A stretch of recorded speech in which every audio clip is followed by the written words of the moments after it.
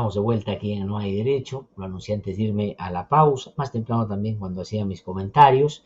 Voy a conversar con dos personas que hacen parte del IEP, el Instituto de Estudios Peruanos, un centro de producción de conocimiento más importante, de hecho creo yo el más importante que tenemos en estos tiempos, y que valdría la pena, digo en términos generales, y esto es una invitación para que ustedes lo puedan hacer, aproximarse de mejor forma a todas las investigaciones que divulgan, que promueven, y que producen también desde su fondo editorial, y ojalá quienes administran el Estado, gestionan las políticas públicas, puedan tener ahí un punto de apoyo importante para, por supuesto, hacer mejor las cosas. Natalia González, historiadora, directora general del IEP, y Raúl Asensio es el responsable del fondo editorial. Natalia, Raúl, qué gusto saludarlos. Muy buenos días, muchas gracias por atendernos esta mañana. Hola, buenos días. Gracias por tus palabras. No, encantado. Además, es lo que pienso y con mucho interés aquí revisamos las publicaciones que ustedes permanentemente, felizmente, sacan adelante. Quisiera comenzar esta conversación preguntándoles por algo que a mí, digamos, tal vez no debería llamarme tanto la atención, pero quiero llamar la de ustedes, ¿no?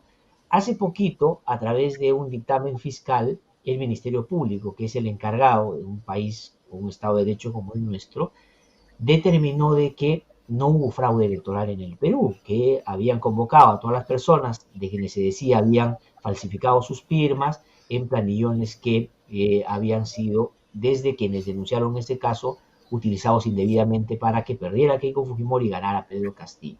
Entonces se ha desestimado el fraude.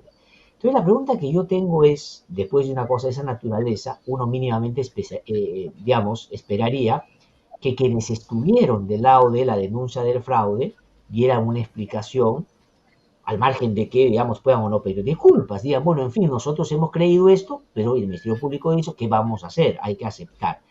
Pero no ha habido, y al contrario, hay una reafirmación en los hechos, en los operadores políticos, los políticos, pero también en los medios de comunicación que secundaron esa discusión sobre el debate.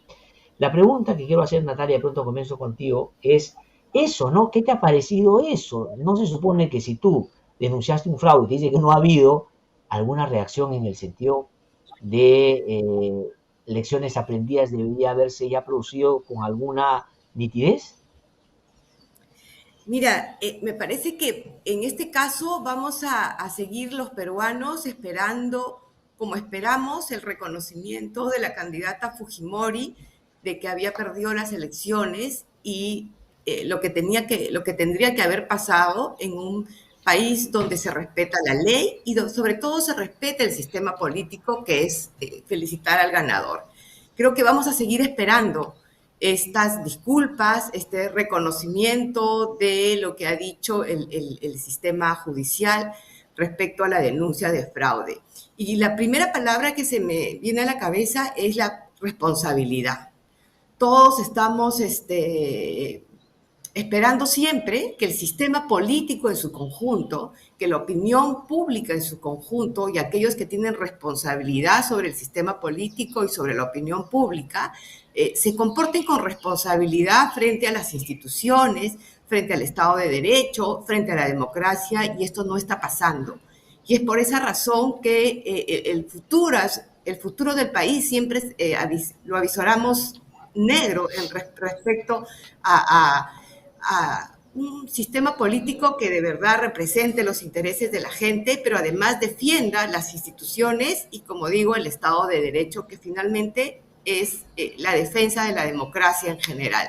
O sea, ¿qué podemos decir? Que me parece muy mal que esto suceda. Se deslegitima nuevamente una sentencia producto de una investigación y se deslegitima un proceso electoral que nos pueden gustar o no los resultados, se llevó a cabo dentro del marco de la ley, ¿no? Y si nos toca combatir al gobierno de turno por el mal gobierno, también lo debemos hacer en el marco de la ley. Y que esto no quita que esas acciones que se dieron después de los resultados electorales lo que lleva finalmente es a desinstitucionalizar nuestro sistema, y eso es muy grave para el futuro cercano, pero también para el futuro de los próximos años de nuestro país. Sí. Raúl, sobre lo que dice Natalia en términos de efectivamente, ¿no? O sea, estamos en una sociedad democrática y uno puede no solo discrepar con el gobierno, como creo yo que estamos acá, discrepamos en varias cosas que está haciendo mal, pero sentar la atención en perseguir un fantasma hace justamente que le dejes más margen al gobierno para no corregir las cosas que está haciendo, porque está discutiendo algo que en realidad no pasó. Pero aquí Natalia ha dicho algunas cosas. Habla de un sistema político que no está a la altura de lo que uno esperaría. Eso por un lado. Pero por otro lado está también el tema de la institucionalidad, que en este caso, aunque precaria, ha sido determinante para no arrebatarle a la gente su decisión en un proceso electoral. Hay que recordar que tanto el Jurado Nacional de Elecciones como la OMPE, y voy a, digamos, personalizar en quienes dirigen estas instituciones, fueron agredidos brutalmente y les acusaron de terroristas, lo que sea, pero al final hicieron su trabajo. Sobre eso también me gustaría, Raúl, que puedas comentar.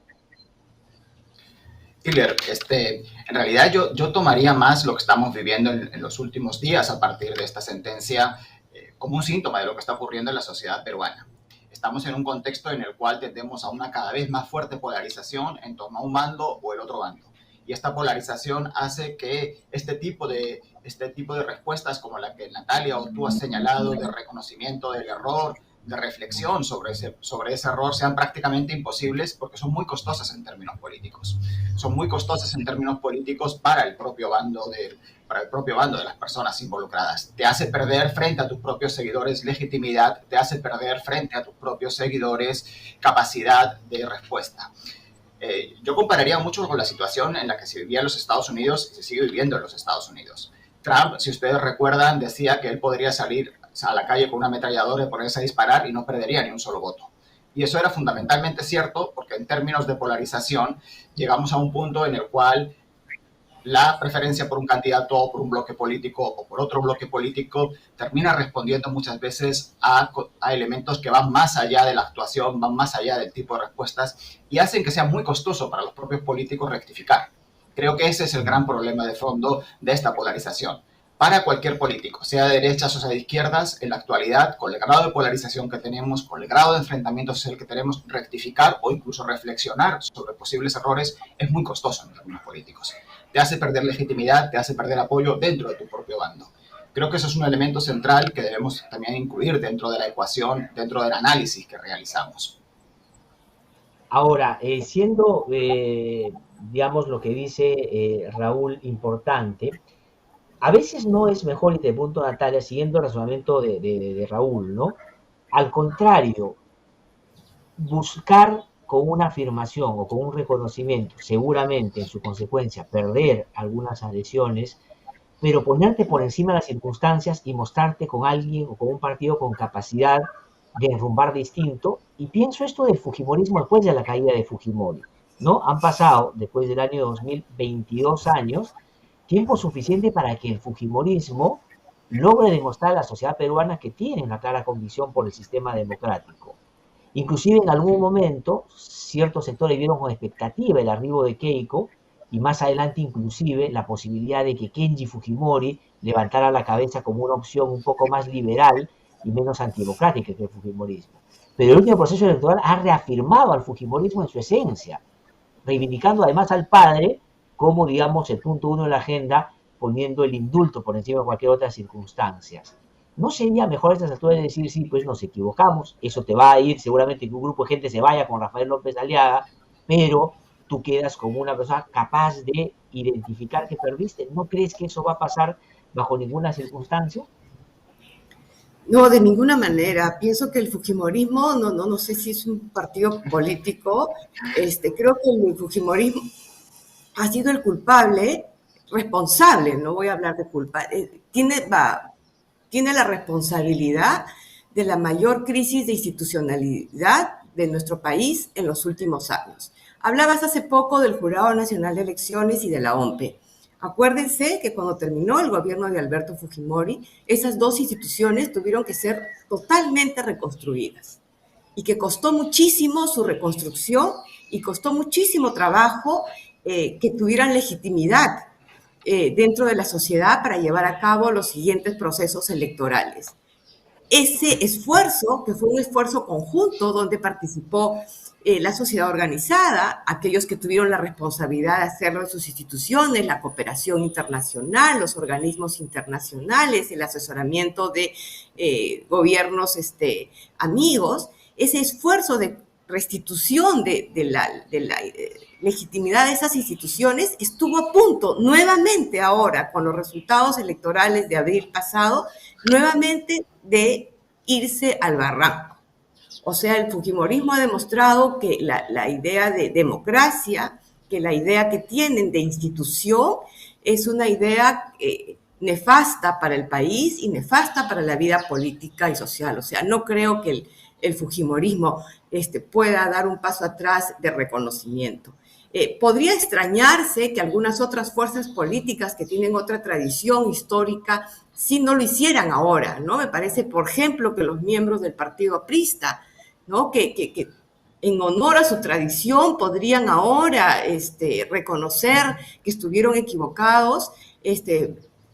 Lo esperaría más, pero siendo sinceros, tampoco lo espero porque estoy en la línea de Raúl diciendo que estamos en un momento en que en la ambición política de aquellos que forman parte del sistema político no está pues la construcción de un país, sino la defensa de intereses muy particulares que no tienen que ver con la institucionalidad, con el desarrollo de la sociedad en su conjunto. Entonces, mientras haya esta defensa de intereses muy particulares, muy ligados a la corrupción, no espero nada de estas personas que nuevamente pusieron en peligro la democracia en nuestro país.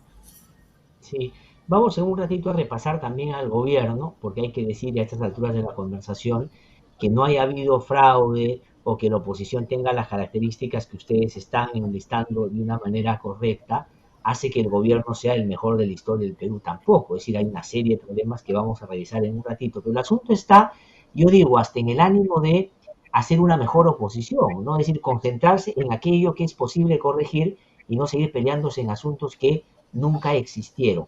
Y voy a otro, Raúl, y te quiero preguntar, el tema de la libertad de expresión es curioso, ¿no? Mucha gente, y con razón creo, advertía del posible riesgo de que este gobierno iba a perseguir periodistas, expropiar medios y a generar una serie de problemas contra los periodistas. Pero solamente como botón de muestra, la semana pasada, el lunes, sentenciaron a 2 periodistas por un libro, pero lo hace alguien más bien que se alineó con Keiko Fujimori bajo la defensa de la libertad de expresión y la democracia, auspiciados entre otros por Mario Vargas Llosa.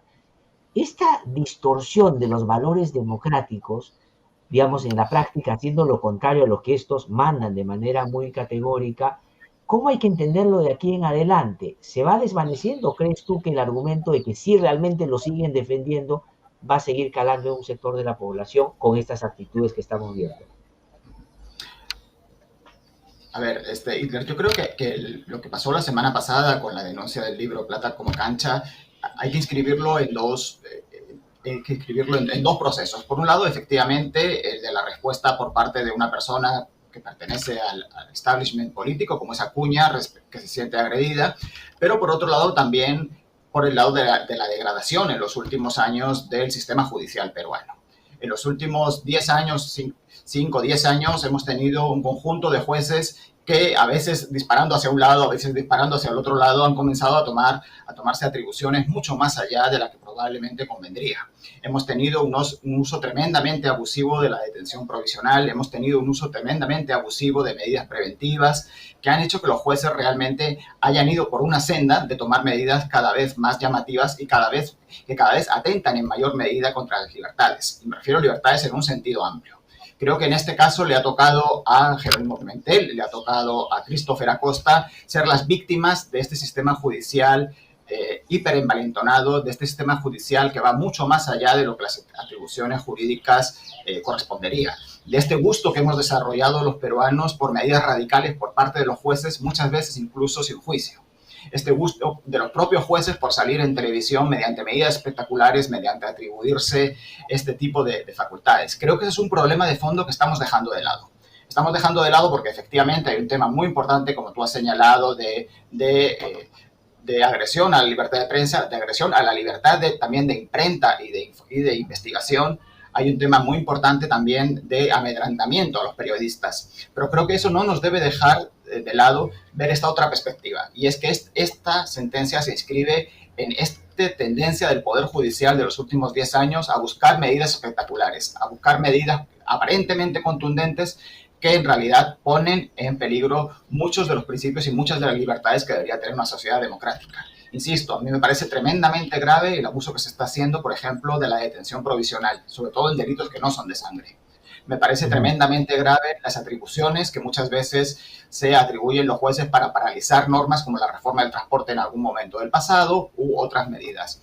Creo que es un tema que debemos comenzar a analizar, esta degradación del sistema jurídico peruano, que además, en este caso concreto, ha saltado a nivel internacional.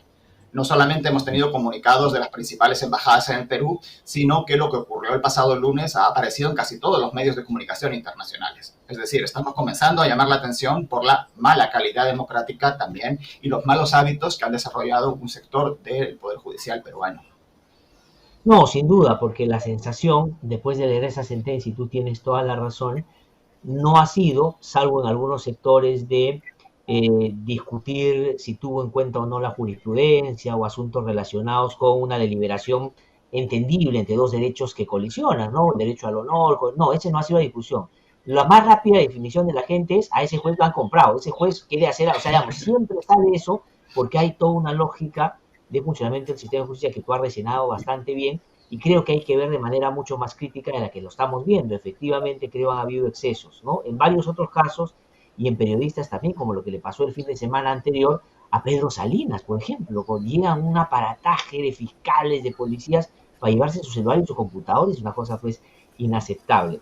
Pero, Natalia, quería preguntarte por otro hecho, todavía en esta lógica de pilares fundamentales del sistema democrático, ¿no?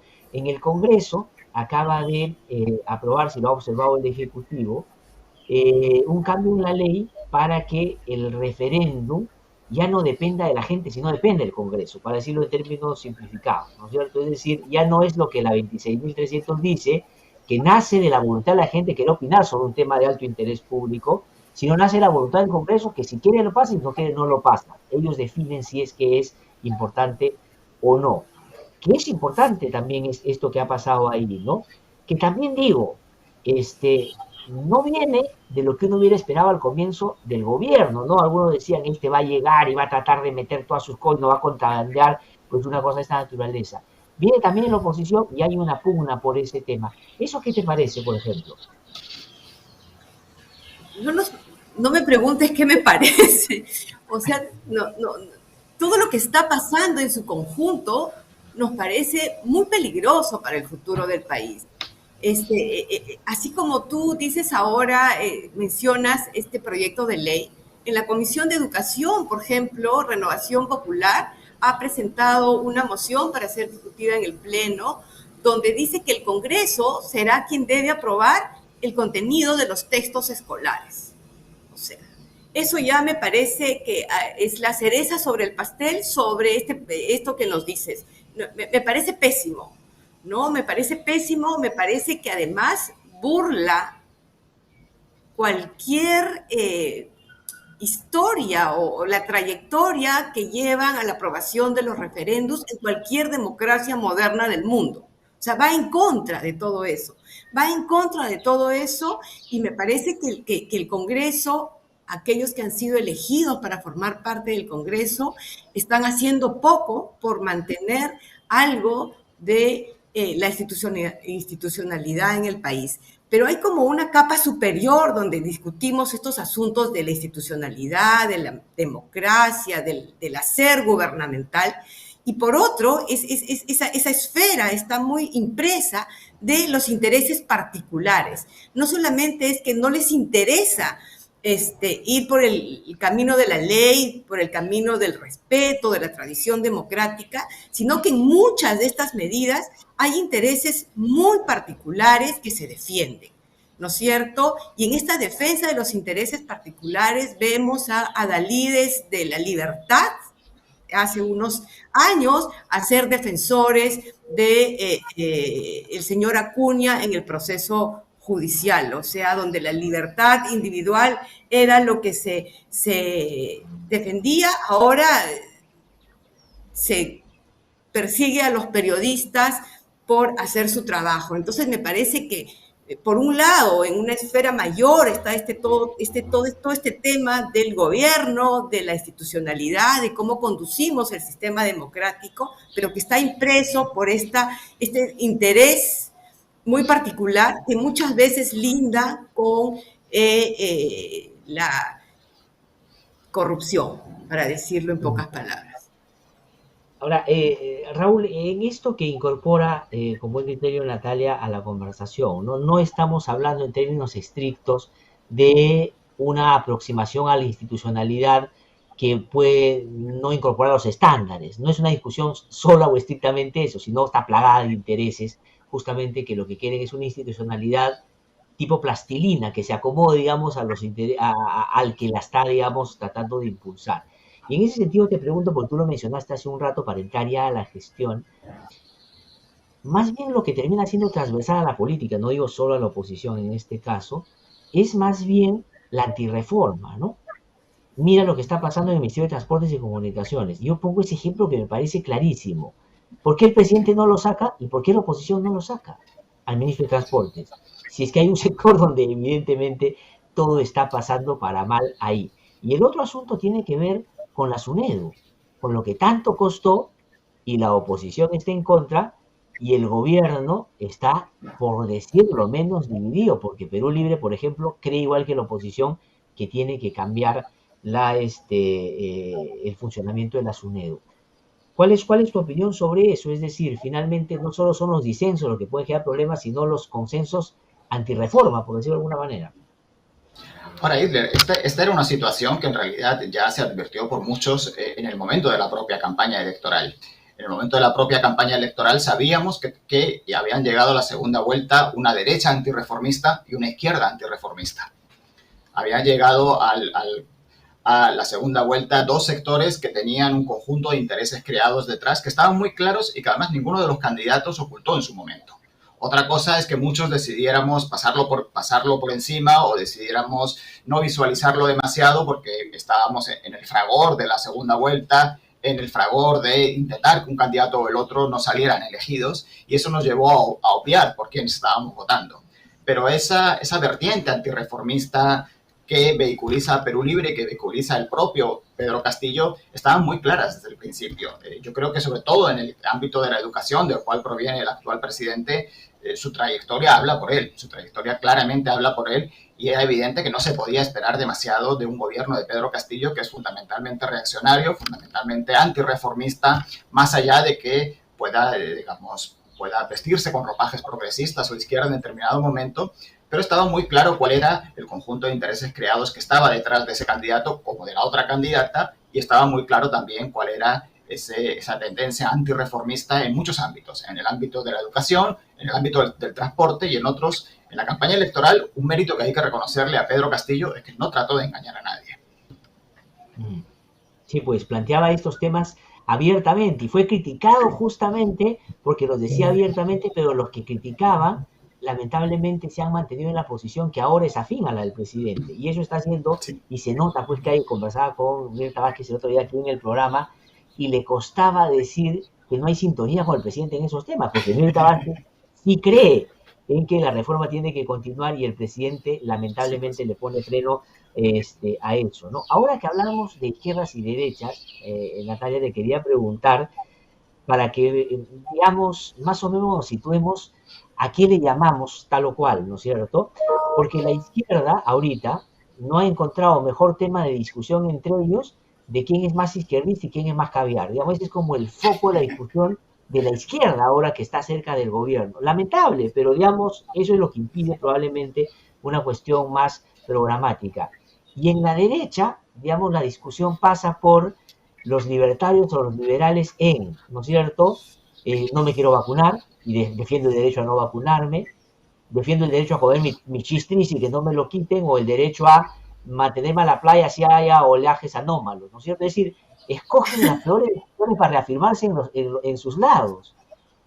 Hay que tener en cuenta eso, o sea, es decir, eso es lo que tenemos y hay que administrarlo, o hay que correrse, como algunos dicen, cosa con lo que yo no estoy de todo de acuerdo, al centro, ¿no? Porque parecería que la receta para todo es el centro, todos al centro y el país se resuelve.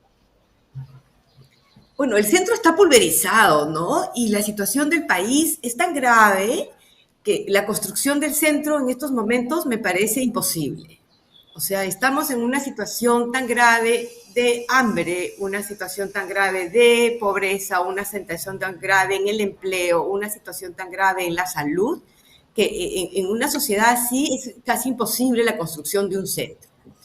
¿Qué cosa es ser de izquierda? Yo en líneas generales podría demandar que ser de izquierda es gobernar para satisfacer las necesidades de las grandes mayorías. Y creo que eso no está haciendo el gobierno, ¿no? Entonces, a todas sus medidas más bien nos indican que lo que está haciendo es gobernando para también un grupo de personas que lo que hacen es discutir posiciones dentro del poder en este momento, pero no se atiende el problema del hambre, que en las ciudades es un asunto fundamental.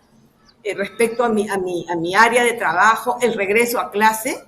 El regreso a clase se habla que se regresa, que la vacuna, pero nadie nos ha dicho hasta este momento desde un Ministerio de Educación totalmente deslegitimado en los últimos meses, con qué materiales, las directivas especiales para los maestros, cómo se va a trabajar, qué pasará con los desayunos escolares. Eso es la atención de las necesidades de la mayoría de la población y eso no se está haciendo desde la izquierda en el gobierno. Y desde la derecha me parece que hay un recrudecimiento de posiciones más bien muy conservadoras y muy peligrosas también para el país, ¿no? También totalmente de espaldas a las necesidades de la sociedad y finalmente creo que también de espaldas a los intereses que podría tener una derecha moderna y democrática para hacer negocios en nuestro país, para generar riqueza, que es lo que está en su discurso, ¿no? Entonces me parece que en una sociedad con tantos problemas, la construcción del centro es imposible y que los dos grupos están más bien metidos en defender sus posiciones en el poder y defender sus negocios desde el otro punto, desde el otro sector que es el de la derecha. Y ese es un buen resumen, ¿no? O sea, digamos, ¿qué cosa es ser de izquierda? Resolver los problemas a la gente, punto. O sea, es decir, la gente votó con expectativa por alguien como Castillo, porque decía, ya, este ha vivido lo que nosotros hemos vivido. O sea, si este ya no nos ayuda a resolver el problema, ya no va a haber nadie. Y eso no está, como dice, pasando. Una anotación antes de tu reflexión sobre eso, Raúl, que me hace notar una persona a través de las redes. Me dice, Glatzer, ojo, no vayamos a centrar la crítica solo en los jueces, porque aquí el responsable de todo esto es Acuña, que es el que ha iniciado la persecución a los periodistas. No, claro, o sea, nadie está quitando la responsabilidad a Acuña, ojo, Raúl no ha dicho eso. Lo que estamos diciendo es que también hay que tener en cuenta el Poder Judicial que tenemos. Solamente quiero aclararlo porque me acaban de escribir. Ya, quería preguntarte, Raúl, sobre eso. ¿Cómo ves al gobierno? Natalia ha hecho, me parece, una acertada inicial mirada, ¿no? No está en las prioridades de la gente, no está resolviendo los problemas, y eso es lo que más bien debería ocuparlo después de haber pasado por una turbulencia tremenda también en la campaña y los primeros meses, ¿no? ¿Cuál es tu mirada? Bueno, en realidad yo podría decirte casi lo mismo que te dije hace 2 meses cuando tuvimos otra de estas conversaciones. Me parece que sigue siendo un gobierno que todavía no se convence que es gobierno. Es un gobierno que todavía se siente más cómodo en una suerte de campaña electoral perpetua, en una suerte de continuación del debate que fue previo a la segunda vuelta, que en el propio ejercicio del gobierno. Creo que esto tiene que ver en buena medida con la propia sorpresa que le generó a ellos llegar al gobierno, con la propia inexperiencia de alguna manera, y por otro lado, en paralelo con también toda la oposición que han encontrado. Una oposición que, por otro lado, de alguna manera era esperable. O sea, si tú llegas al gobierno con el programa de voy a cambiarlo todo, es muy probable que te encuentres una muy fuerte oposición. Entonces creo que se ha generado una suerte de tormenta perfecta que nos ha llevado a una suerte, no voy a decir desgobierno, porque desgobierno es una palabra exagerada, pero sí a una suerte de casi parálisis en muchas áreas de la administración. Porque más allá de estos grandes temas que son los que saltan a la opinión pública, los que discutimos, etcétera, tienes un conjunto de instituciones que prácticamente están colapsando. Estoy pensando en migraciones, estoy pensando en Serpost, en el tipo de instituciones que en general son claves para el funcionamiento de un Estado o una sociedad moderna. Ese tipo de instituciones que generalmente no saltan a las primeras planas, pero que en realidad son el sustrato de nuestra vida cotidiana, de nuestras actividades. Y esas instituciones están poco a poco colapsando, están entrando poco a poco en un conjunto de problemas que nos están haciendo retroceder 10 o 15 años, más que porque haya detrás un plan para hacerlas colapsar, más que porque haya detrás un plan para o algún tipo de captura, simplemente porque hay una suerte de inacción por parte del gobierno. A mí me parece que ese es el principal problema en este momento. No tanto una suerte de deriva hacia una suerte de chavismo, etcétera, que creo que a estas alturas ya podemos decir que no va a ocurrir, sino más bien me preocupa esta suerte de inacción, de dejar que las cosas vayan poco a poco degradándose, sin tomar ningún tipo de medida. Y estoy pensando nuevamente en este tipo de instituciones que no saltan tanto a la vista, pero que son claves para la vida cotidiana de los ciudadanos. Me parece que ahí hay todo un tema para que ustedes, los periodistas, indaguen. ¿Qué está ocurriendo en esta administración del Estado más allá de los grandes titulares? Sí, efectivamente hay un problema serio. Pero digo, es verdad, la prensa tiene que cumplir un rol más interesado en desmenuzar esos problemas. Pero claro, si la oposición fuera un poquito inclusive más inteligente para contrapesar al gobierno, podría enfilar su puntería en esos temas y no en asuntos de la naturaleza que vamos a escuchar.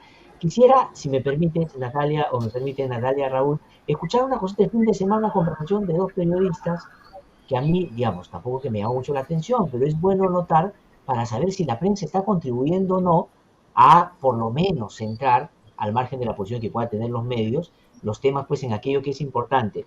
Lincoln, si me puedo poner lo que el fin de semana conversaban tanto Cecilia Valenzuela como Roxana Cueva en uno de los programas más vistos de la televisión peruana, sobre cómo caracterizan al gobierno de Castillo, ¿no? Y me parece interesante para que tú puedas también reaccionar a eso, Natalia. Vamos a escucharlo.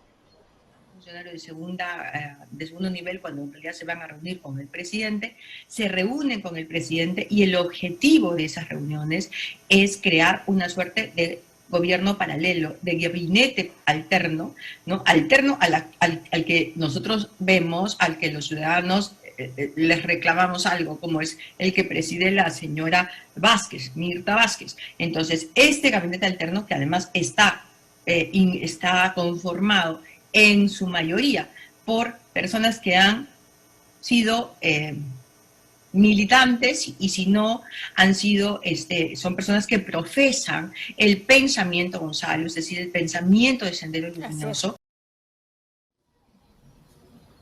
O sea, digamos, yo no sé qué, o sea, digamos, yo como estamos hablando, el gobierno tiene un montón de problemas, pero un gabinete paralelo que esté integrado por gente que sigue el presidente Gonzalo, que es en la práctica el que gobierna el país, y la señora Mirta, que es como una fachada nomás a la que nosotros vemos en televisión, no es por lo menos lo que yo veo en el país, ¿no? Y estamos hablando de dos periodistas que en las encuestas de poder salen como bien calificadas, en fin, ¿no?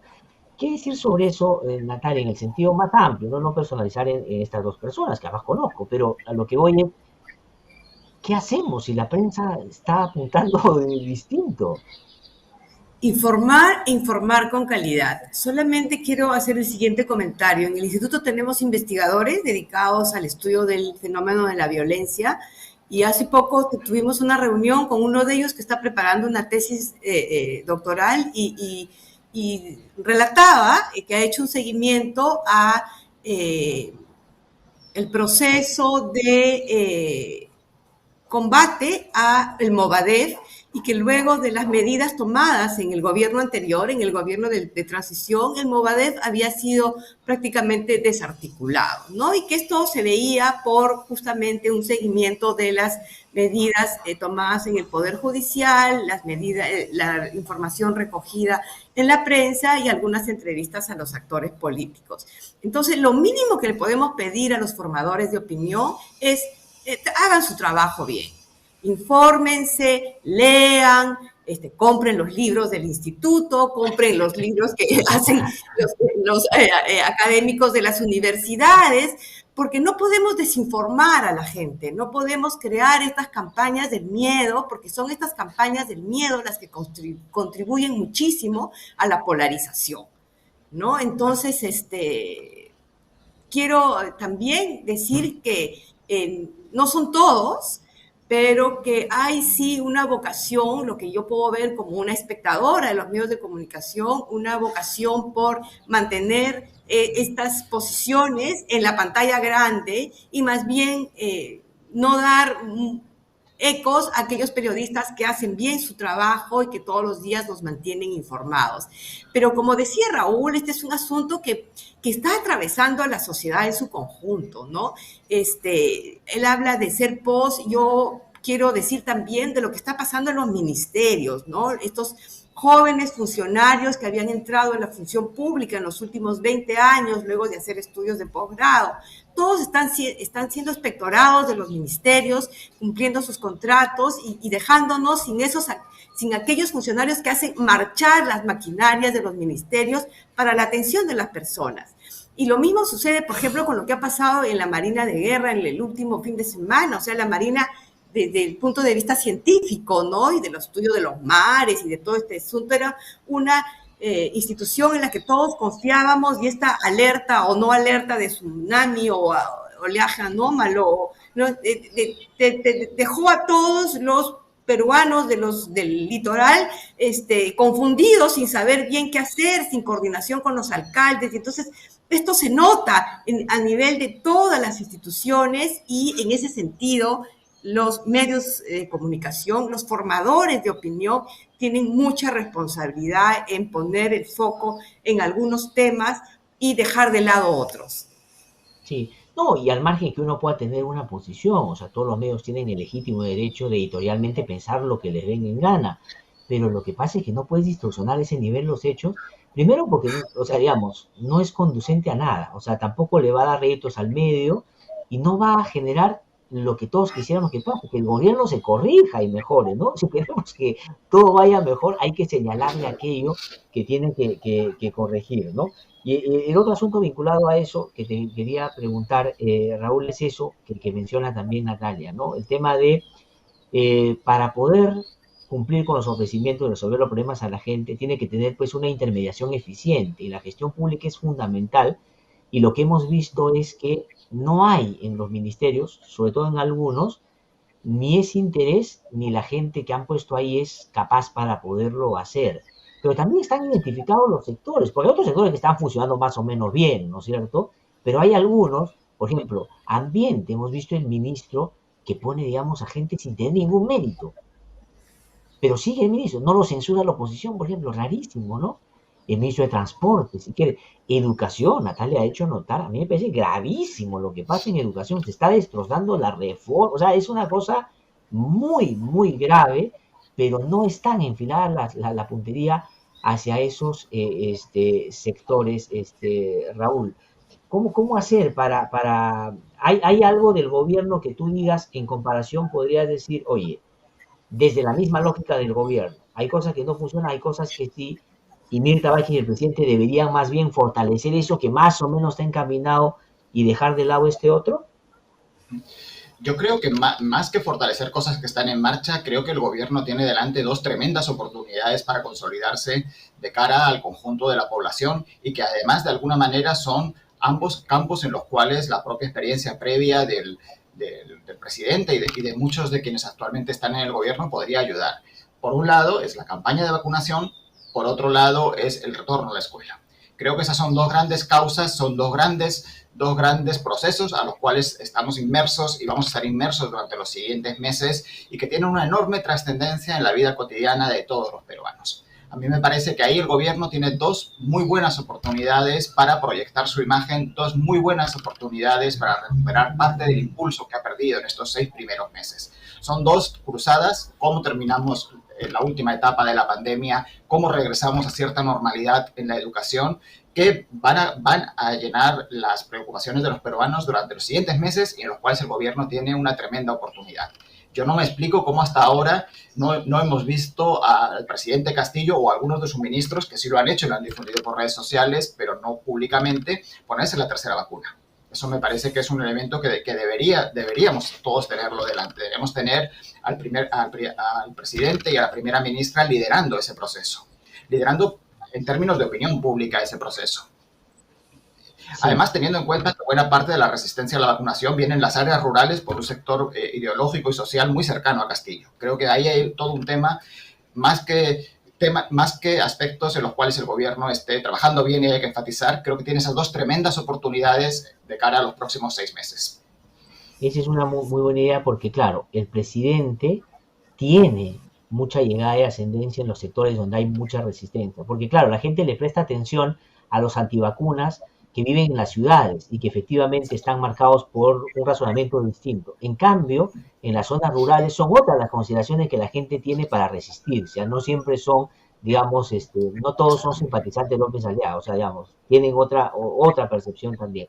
Para terminar, Natalia, quería decir, entonces, ¿hacia dónde estamos yendo? ¿Cómo más o menos adviertes lo que se viene? ¿No? Está más o menos dormitado el tema de la insistencia de una oposición por la vacancia después de haber perdido una primera oportunidad, la oposición hasta dónde va a forzar, el gobierno hacia dónde va a ir, lo de educación, tú lo ves como, dice Raúl, como una oportunidad, no solo como una oportunidad, sino que el gobierno tiene con qué impulsar ese proceso, por ejemplo, el retorno a clase, el ministro, tú que trabajas mucho en el sector, ¿te da algún nivel de expectativa?